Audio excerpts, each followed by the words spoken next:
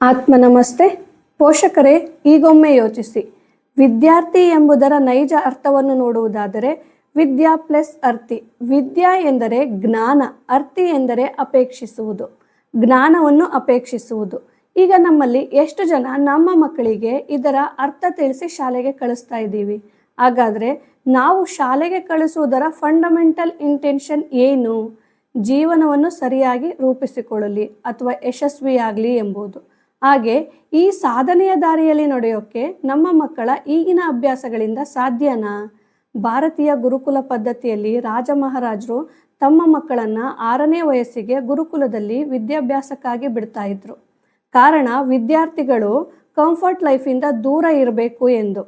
ಈ ರೀತಿ ಶ್ರದ್ಧೆಯಿಂದ ದೇಹದಂಡಿಸಿ ವಿದ್ಯಾಭ್ಯಾಸ ಮಾಡ್ತಾ ಇದ್ದಿದ್ರಿಂದಲೇ ಮಕ್ಕಳ ವ್ಯಕ್ತಿತ್ವ ಮಾದರಿಯಾಗುವಂತೆ ರೂಪುಗೊಳ್ತಾ ಇತ್ತು.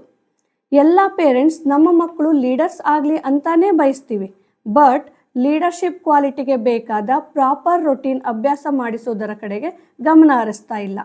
ಬ್ರೈನ್ ಡೆವಲಪ್ಮೆಂಟ್ಗೆ ಹೆಲ್ಪ್ ಆಗುವ ಯಾವ ಅಭ್ಯಾಸ ಮಾಡಿಸ್ತಾ ಇದ್ದೀವಿ ಎಂಬುದನ್ನೊಮ್ಮೆ ಯೋಚಿಸಿ. ಪ್ರಾಪರ್ ಹ್ಯಾಬಿಟ್ಸ್ ಅಥವಾ ಪ್ರಾಪರ್ ರೊಟೀನ್ ಹೇಗಿರಬೇಕು ಅಂದರೆ ಸ್ಲೀಪ್ ಅರ್ಲಿ, ವೇಕಪ್ ಅರ್ಲಿ. ಲೀಡರ್ಸ್ನ ಪ್ರಮುಖ ಲಕ್ಷಣ ಅಂದರೆ ಅವರ ಎಲ್ಲ ಕೆಲಸಗಳನ್ನು ಅವರೇ ಮಾಡಿಕೊಳ್ಳೋದು. ಉದಾಹರಣೆಗೆ ಅವರ ಬೆಡ್ ಸರಿ ಮಾಡೋದು, ಊಟದ ತಟ್ಟೆ ತೊಳೆಯೋದು, ಅವರ ಥಿಂಗ್ಸ್ಗಳನ್ನು ಅವರೇ ಆರ್ಗನೈಸ್ ಮಾಡಿಕೊಳ್ಳೋದರ ಜೊತೆಗೆ ಪ್ರತಿ ವಿದ್ಯಾರ್ಥಿಯು ರೂಢಿಸಿಕೊಳ್ಳಲೇಬೇಕಾದ ಅಭ್ಯಾಸಗಳು ಎಂದರೆ ಮೆಡಿಟೇಷನ್, ಶ್ಲೋಕ ಚಾಂಟಿಂಗ್, ಮಾರ್ನಿಂಗ್ ಸ್ಟಡಿ, ಯೋಗ. ಈ ರೀತಿ ರೊಟೀನನ್ನು ಸೆಟ್ ಮಾಡಿಸ್ಬೇಕು. ಈ ರೀತಿ ರೊಟೀನ್ ಸೆಟ್ ಮಾಡಿಸೋದ್ರಿಂದ ಮಕ್ಕಳ ಪರ್ಸ್ನಾಲಿಟಿ ಡೆವಲಪ್ಮೆಂಟ್ ಪಾಸಿಟಿವ್ ಆಗಿ ಆಗತ್ತೆ.